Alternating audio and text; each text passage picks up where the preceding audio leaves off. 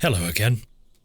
John Michael Thomas might have built a city on rock and/or roll, and that's great, but did they ever consider trying to build one on the rotting carcasses of a few billion fish? Because that's what we're going to do today, for some reason. We can do this thanks to the Industries DLC, which allows you to build short production lines for specific goods that can then be exported for cold, hard cash. One such industry is, you guessed it, fish.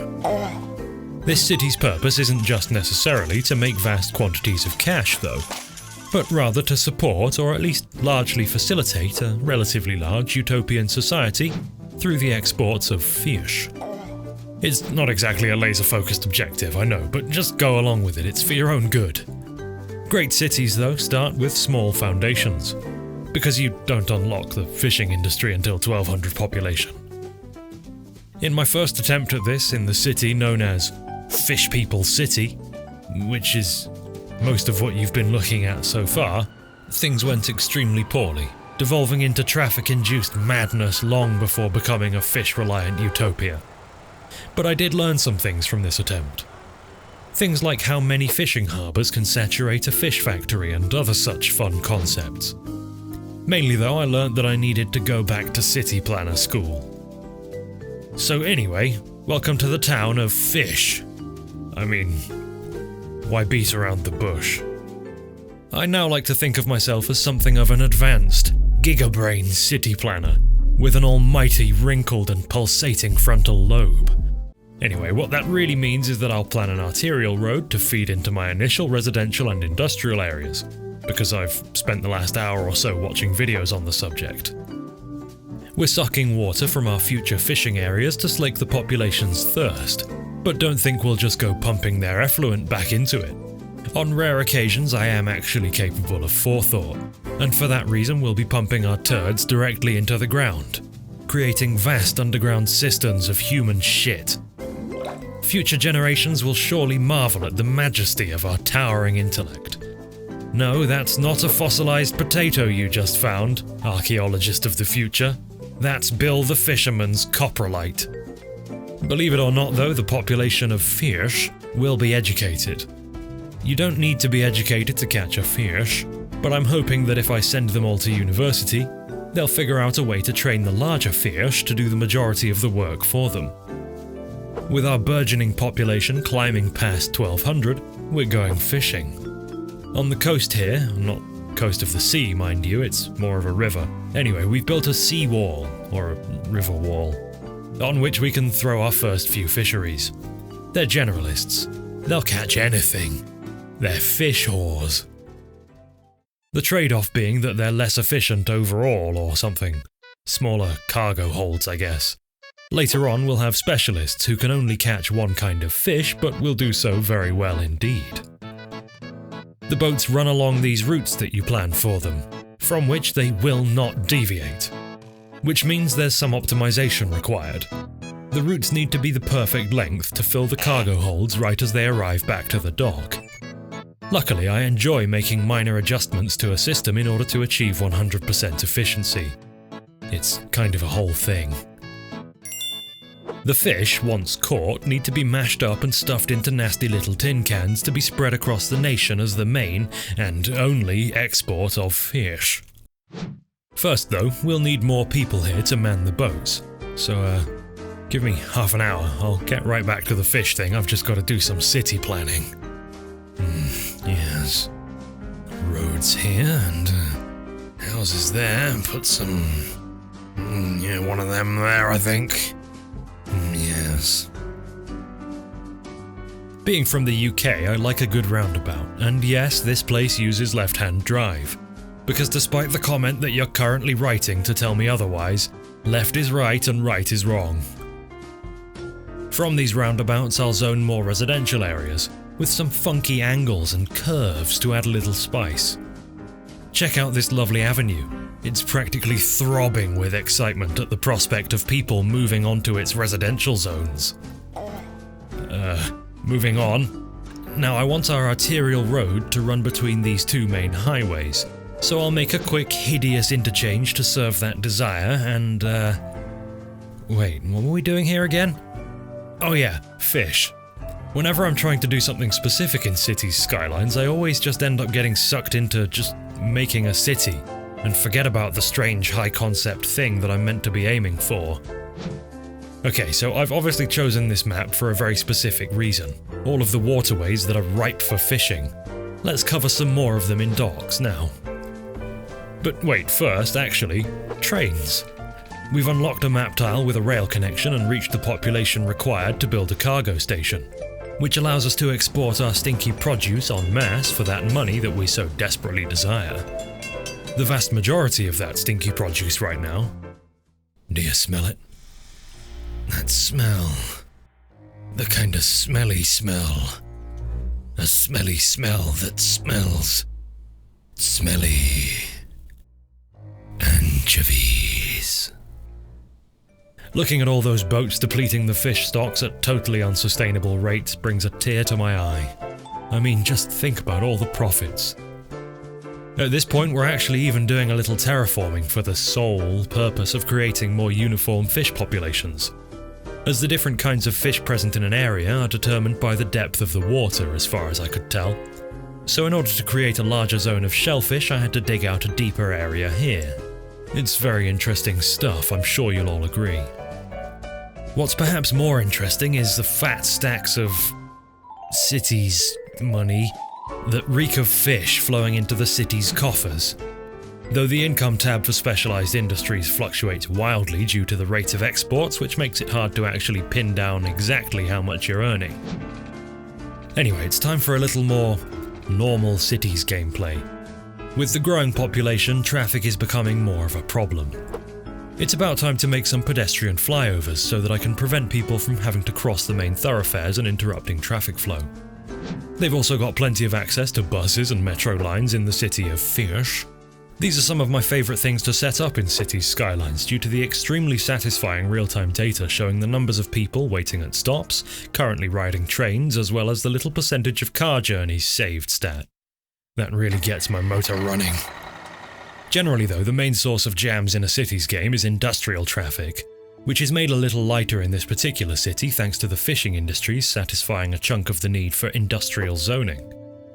And whilst they add plenty of freight trucks to the mix, they're relatively easy to manage as their journeys are largely, if not entirely, predictable. They don't always transport to the nearest fish factory or rail station, but you know, it is what it is. They get it right about 70% of the time, and since you're already typing the comment, I know there's a mod for that. Alright, it's time now to expand. Across this bridge lays a new area ripe for overfishing, which can be terraformed to make even more area for the aforementioned overfishing. Usually we see coastal nations trying to reclaim land from the sea, but here at Fierce, we actually want to bring the coastlines back a little bit to create more workable fishing area. Now that's a lot of boats. This area even gets its own rail yard since I don't want to force all of that traffic through town. Eventually we'll be able to make use of maritime freight, but not for some time yet. On this new frontier, we'll also start to explore fish farming. Fish farming, an alternative, much simpler method of harvesting fish and fish accessories. No need to make boat routes, you just plop them down and reap the rewards. The lack of cute little boats is disappointing, but it's worth it for the convenience. Let's zoom out and take a look at the place. It's pretty nice actually, I think. It smells fucking awful, but it looks cute. Something's missing though. Something's wrong. This bare coastline down here is offensive. That's better. Alright, let's talk money again. At this point, once again excusing the rampant fluctuations of the income tab, roughly about 30% of our total income is from fish. I think at this point we can probably start to slow down other income streams. Why squeeze money from the population or scrimp on public services when you can just sell more fish? And to that end, the algae must flow. I know that algae aren't technically fish, but their farms are a part of the fishing industry in cities, so it counts, okay? Okay. There's this whole river area down here going completely unexploited, and that just don't sit right with me. It needs widening in a few spots to accommodate the girthy algae farms, and of course it also needs its own canning facility and rail yard. In spite of this, I'll still often see trucks leaving the factory and going across the city to a different rail yard to export their fish. I guess some of the drivers must have awkward experiences with the staff at their local yard. In any case, this further algal bloom pushes our fishy income up towards 50% of the city's total cash flow. But money's not everything. We need more human resources, which is the most disgusting way to say population. For some reason, there's been a dead person stuck in the solar updraft tower for months now. I even placed a crematorium next door to try and deal with them to no avail. They'll remain there, festering away in a closet for the rest of time. On the bright side, no one in this city will be able to smell them, as they've all had their olfactory senses removed through a painful surgical procedure, which I suppose is worth it to live in a city with a 1% tax rate.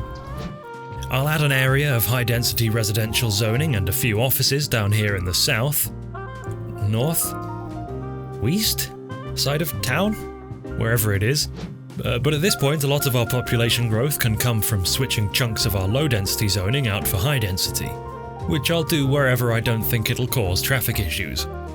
And don't get me wrong, there are traffic issues. This game's vehicle AI can be completely infuriating at times. Their lane selection is maddening, and their tendency to just stop briefly at a junction despite the route being clear is, well, come to think of it, it's actually pretty entirely realistic. Well, whatever the cause, I generally manage to sort out issues with a combination of one-way routing, underpasses, and manual lane selection thanks to Traffic Manager President Edition. So there we go, capital city, 28,000 people, which unlocks cargo ports. First though, a park to fill in a particularly egregious gap in the city. Why not? By now I'm more interested in making the place look pretty than actually improving its function. The lovely snaking path of Barlow Meadows helps to fill in the bland green areas that make the city look like one of those children's playmats with the roads and shit. Those things were lit. I'll also do the extremely British thing and cover a roundabout in trees to completely ruin sightlines across it, which I think is actually done to make you slow down rather than hooning across it in your VTEC Civic because it looked clear enough. Anyway, that's pleasant. Now in a confusing maneuver, let's put the fish back into the sea, on container ships. Instead of sacrificing a single algae farm though, we'll build a little peninsula and a dodgy one-way road for trucks to access the port. I'm not going to lie, I have no idea whether this will allow us to ship out more goods or just provide another outlet for the same amount. It doesn't really matter though, because it looks cool and it feels appropriate. Whichever it is, let's make more to fill the shipping containers with. Purchasing another tile with more coastline allows for yet more algae farms.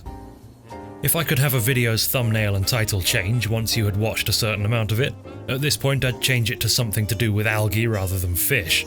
But thankfully for all of us, that's not a thing. Yet.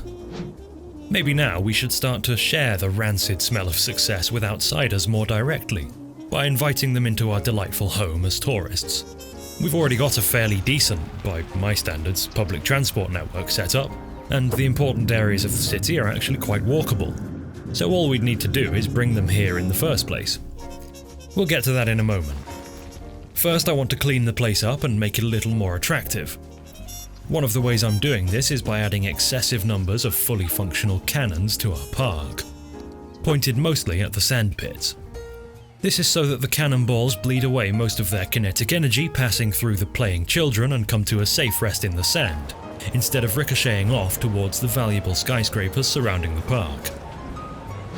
Whilst panning around the city, I keep noticing queues of freight trucks backing up by the rail terminals caused by this weird buggy behaviour, causing them to get stuck at the entrance. I've no idea why this is, but I did eventually solve it by changing the orientation of the thing. It could be worse anyway. Over here at the cargo port, a few trucks are engaged in some kind of foul ritual dance, trying to summon either Cthulhu or Slanesh. I honestly couldn't tell you which. I didn't bother fixing that one. Some things are best left untouched. Anyway, back to tarting up the wretched old city of Hirsch, so that people are convinced to come here despite the smell. One such incident of tarting is randomly plopping a crude facsimile of the Brandenburg Gate in amongst the offices. At which point I also decided there should probably be a park over there, since the dodgy German gate was likely to attract some tourist attention, but then they'd want something else to do after looking at it for a minute.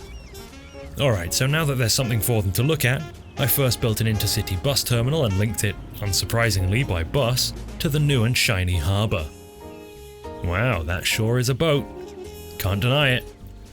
Personally, I prefer my boats full of fish, either raw or canned, though I'm told that the people on board these boats have pockets full of cash, so at least there's that. A switch must have been flicked in the game's back end around this time because all the trees around the city started randomly setting themselves on fire, which means I need to invest in some helicopter-based fire suppression systems.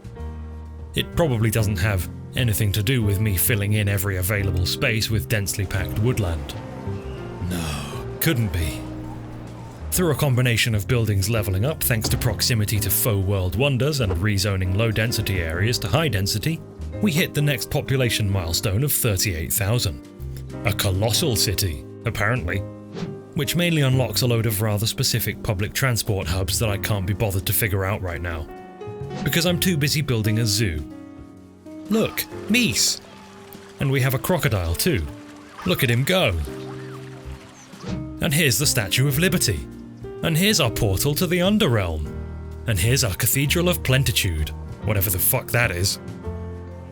Alright, let's take a moment to appreciate our city in a vaguely cinematic fashion. Reliving all that we've been through to get here. All the progress we made. Our algae farms.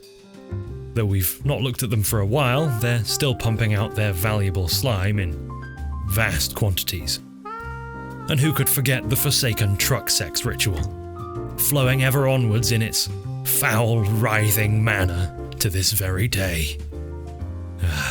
Lovely. Please remember to remain indoors. Those trucks are out there and they're up to something, I just know it. Thank you ever so much for watching this video, and go to my Patreon. Thanks for watching, and until next time, goodbye.